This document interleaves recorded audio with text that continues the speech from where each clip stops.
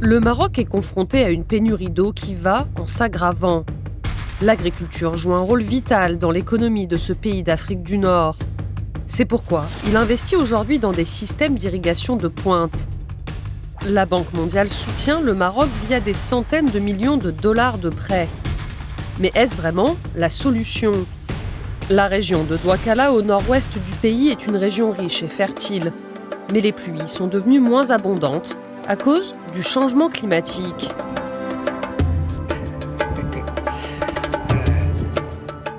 Dans notre culture, on utilisait des techniques d'irrigation basées sur des canaux. Ils ne sont plus en service aujourd'hui car ils gaspillent trop d'eau.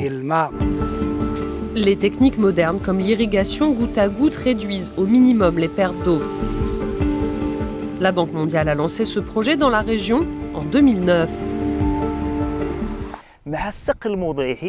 Avec le programme d'irrigation locale, les agriculteurs ont la main sur le processus d'irrigation. Le processus de production s'est intensifié au niveau des cultures en termes de productivité. C'est quelque chose de tangible. Les rendements sont en hausse, les agriculteurs en parlent beaucoup. L'effet est le même sur toutes les cultures.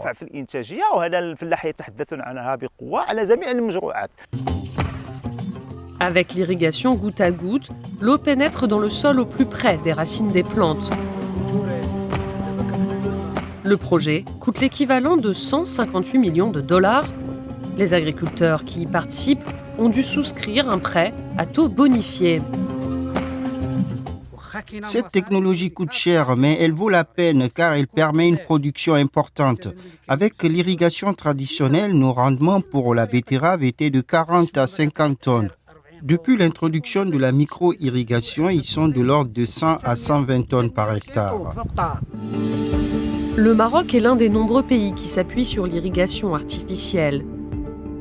Dans les pays marqués, entre 20 et 50% des terres agricoles sont irriguées. Plus de 50% des zones qui apparaissent en rouge sont irriguées, surtout en Asie. À l'échelle mondiale, 20% des terres agricoles sont irriguées artificiellement. Ces terres produisent 40% de la nourriture mondiale. Le maintien de la technologie d'irrigation au Moyen-Orient et en Afrique du Nord nécessite 17 milliards de dollars par an. C'est un coût énorme. Aujourd'hui, grâce à l'irrigation, les agriculteurs cultivent d'autres végétaux plus gourmands en eau, ce qui suscite bien des critiques. Il faut revoir l'ensemble des projets agricoles au Maroc. Nous ne pouvons pas utiliser toutes nos ressources en eau pour cultiver des denrées destinées à l'exportation, comme les pastèques ou les avocats. Ce ne sont pas des aliments de base.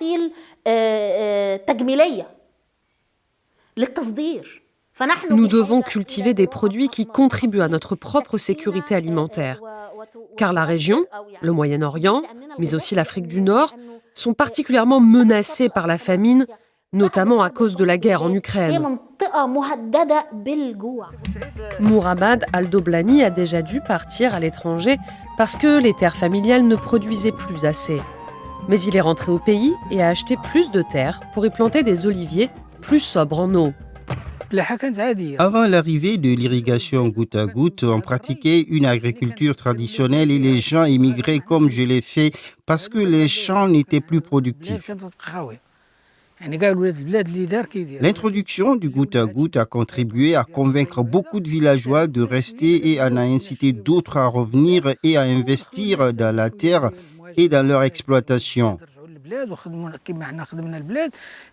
Et ça a donné envie à nos enfants de travailler dans l'agriculture.